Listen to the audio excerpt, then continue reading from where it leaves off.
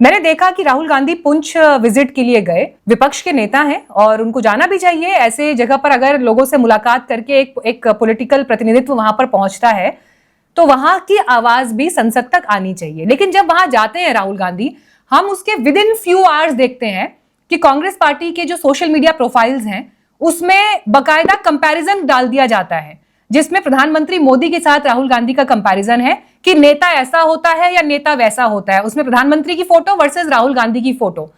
मैं समझ नहीं पाई सर, इस विजिट में इस तरह के मीम्स और इस तरह के कार्टून्स को रिलीज करने का क्या लॉजिक था? एक्चुअली मैं उम्मीद करूंगा कि आपका चैनल वो वाला भी दिखाएगा, Bharatiya Janata party IT cell का वो वाला भी एक पोस्टर दिखाएगा जिसमें आधा एलओपी इस देश के 100 सीटों के सांसदों का नेतृत्व करने वाले राहुल गांधी जी का आधा फोटो लगा दिया गया और दूसरा आधा फोटो पाकिस्तान के आर्मी चीफ का लगा दिया गया। हर्षद जी सिर्फ फोटो नहीं दिखाएंगे, 2 दिन बैक टू बैक डिबेट किया है उस पर, बैक टू बैक 2 दिन डिबेट किया है। बिल्कुल, मैंने तो ओपन रिमार्क में ये कहा है कि आप जैसे जर्नलिस्ट हैं तो इस देश को उम्मीद है कि हम सत्ता से सवाल पूछे जा सकते हैं। लेकिन बात यह है कि देखिए, ऐसा नहीं हो सकता कि हम राजनीतिक दल हैं तो हम राजनीति तो करेंगे। आप देखिए, सरकार की समस्या यह है कि उनसे सवाल ना पूछा जाए। सीए एनआरसी लागू किया, हमने सवाल पूछे तो सर इस पे राजनीति नहीं होनी चाहिए। क्यों नहीं होनी चाहिए? हम राजनीतिक दल हैं, हम राजनीति करेंगे।